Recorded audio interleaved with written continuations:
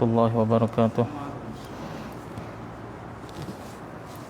InsyaAllah pagi ini kita dengar beberapa buah hadis mengenai kelebihan Al-Quran. Mudah-mudahan Allah bagi taufik kita untuk beramal dan juga sampaikan insyaAllah.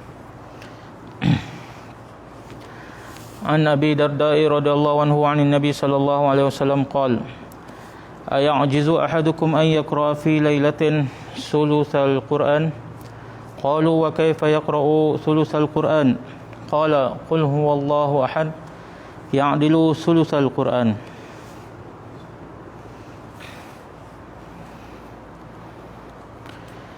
Sayyidina Abu Darda radhiyallahu anhu meriwayatkan bahawa Nabi sallallahu alaihi wasallam bersabda, adakah sesiapa daripada kamu yang mampu untuk membaca sepertiga Al-Quran dalam satu malam? Para sahabat bertanya, bagaimana mungkin seorang mampu membaca sepertiga Al-Quran dalam satu malam? Baginda Rasulullah sallallahu alaihi wasallam bersabda, qul huwallahu ahad, yakni surah Ikhlas menyamai 1/3 Al-Quran. Sayyidina Abu Darda radhiyallahu anhu meriwayatkan bahawa Nabi sallallahu alaihi wasallam bersabda, adakah sesiapa daripada kamu yang mampu untuk membaca sepertiga Al-Quran dalam satu malam? Para sahabat bertanya, bagaimana mungkin seseorang mampu membaca sepertiga Al-Quran dalam satu malam? Baginda Rasulullah sallallahu alaihi wasallam bersabda, qul huwallahu ahad menyamai 1/3 daripada Al-Quran. An Mu'adz bin Anas al-Juhani radhiyallahu anhu sahibin Nabi sallallahu alaihi wasallam 'an Nabi sallallahu alaihi wasallam qala man qara'a qul huwallahu ahad hatta yakhtimaha 10 marratin banallahu lahu qasran fil jannah. Qala Umar bin Al-Khattab, idzan astaghfiru ya Rasulullah. Faqala Rasulullah, Allahu aktsaru atyab. Sayyidina Mu'adz bin Anas Juhani radhiyallahu anhu meriwayatkan bahawa Rasulullah sallallahu alaihi wasallam bersabda, sesiapa yang membaca surah qul huwallahu ahad sebanyak 10 kali, maka Allah akan membina untuknya sebuah mahligai dalam syurga. Sayyidina Umar radhiyallahu anhu berkata, jika demikian saya akan banyak membaca surah Al-Ikhlas, qul huwallahu ahad. Baginda Rasulullah sallallahu alaihi wasallam bersabda, Allah Subhanahu wa taala juga memberi dengan lebih banyak dan lebih baik.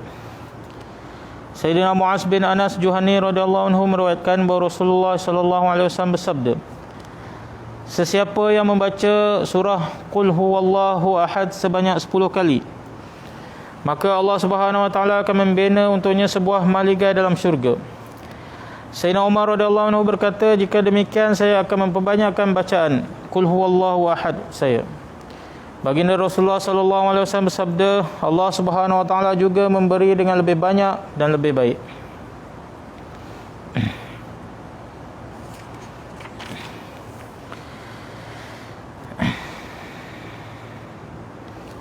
An Aisyah radhiyallahu anha anna an-nabiy sallallahu alaihi wasallam kana idza awa ila firashihi kulla lailatin jama'a kaffaihi thumma nafatha fihima faqara fihima qul huwallahu ahad wa qul a'udzu birabbil falaq wa qul a'udzu birabbin nas thumma yamsahu bihima mastata'a min jasadihi yabda'u bihima ala ra'sihi wa wajhihi wa ma aqbala min jasadihi yaf'alu dhalika 3 marrat. Sayyidatina Aisyah radhiyallahu anha meriwayatkan bahawa apabila Nabi sallallahu alaihi wasallam pergi ke tempat tidurnya, baginda akan menadah kedua-dua tapak tangannya dan membaca surah qul huwallahu ahad, surah qul a'udzu birabbil falaq dan juga surah qul a'udzu birabbin nas. Kemudian baginda sallallahu alaihi wasallam akan menghembus pada tangannya, lalu baginda akan menyapu ke seluruh tempat di badan yang tangan baginda sallallahu alaihi wasallam sampai. Baginda Rasulullah sallallahu alaihi wasallam akan memulakan dengan kepala, kemudian muka dan kemudian bahagian hadapan badan. Baginda sallallahu alaihi wasallam melakukan perbuatan ini sebanyak 3 kali.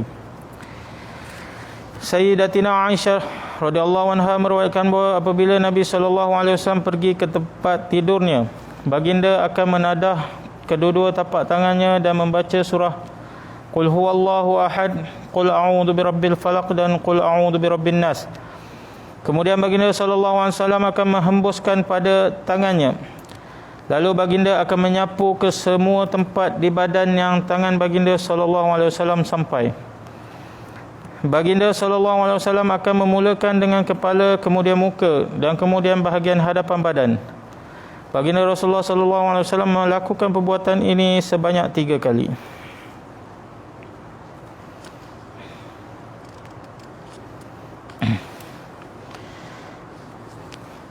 An Uqbah bin Amir radhiyallahu anhu qala baina ana asiru ma'a Rasulillah sallallahu alaihi wasallam bainal Juhfah wal Abwa إذ غشيتنا ريح وظلمة شديدة فجعل رسول الله صلى الله عليه وسلم يتعوذ بأعوذ برب الفلق وأعوذ برب الناس وهو يقول يا عقبة تعوذ بهما فما تعوذ متعوذ بمثلهما قال وسمعته ya ummuna bihima fis salah. Sayyidina Uqbah bin Amir radhiyallahu anhu berkata bahawa Rasulullah sallallahu alaihi wasallam bersabda,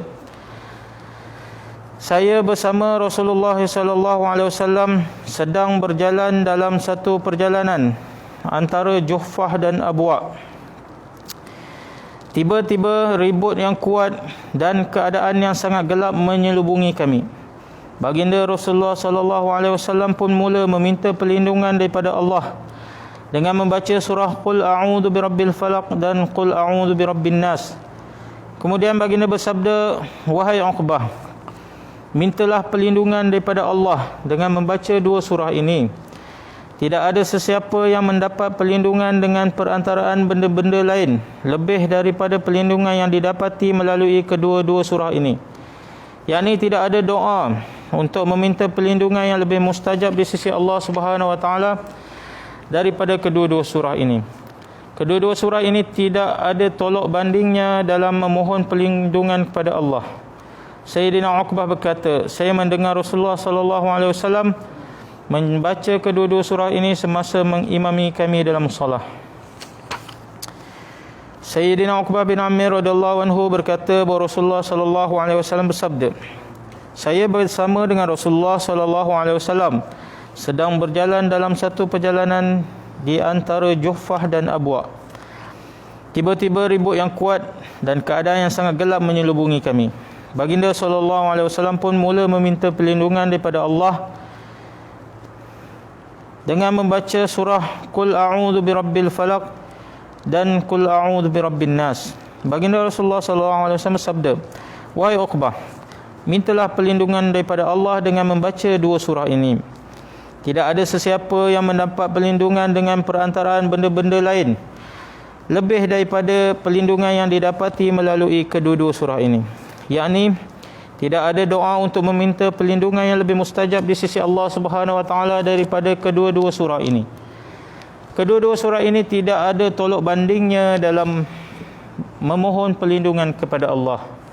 Sayyidina Uqbah radhiyallahu anhu berkata, saya mendengar Rasulullah sallallahu alaihi wasallam membaca kedua-dua surah ini semasa mengimami kami dalam solat. An-Nawas bin Sam'an Al-Kilabi radhiyallahu anhu yaqul, sami'tu an-nabiy sallallahu alaihi wasallam yaqul, yu'ta bil Qur'an yawmal qiyamah wa ahlihi alladhi kanu ya'maluna bihi taqdumuhu suratul Baqarah wa alu Imran. Sayyidina Nawas bin Sam'an Kilabi radhiyallahu anhu berkata, saya telah mendengar Nabi sallallahu alaihi wasallam bersabda, pada hari kiamat Al-Quran dan ahlinya, yakni orang yang beramal dengannya, akan didatangkan surah Al-Baqarah dan surah Ali Imran akan mendahului mereka. Sayyidina Nawas bin Sam'an Kilabi radhiyallahu anhu berkata, saya telah mendengar Nabi sallallahu alaihi wasallam bersabda, pada hari kiamat Al-Quran dan ahlinya, yakni orang-orang yang beramal dengannya, akan didatangkan surah Al-Baqarah dan Ali Imran akan mendahului mereka. InsyaAllah kita telah dengar beberapa buah hadis mengenai kelebihan Al-Quran. Mudah-mudahan kita dapat ambil iktibar amal dan sampaikan insyaAllah. Subhanallah bihamdihi subhanakallah.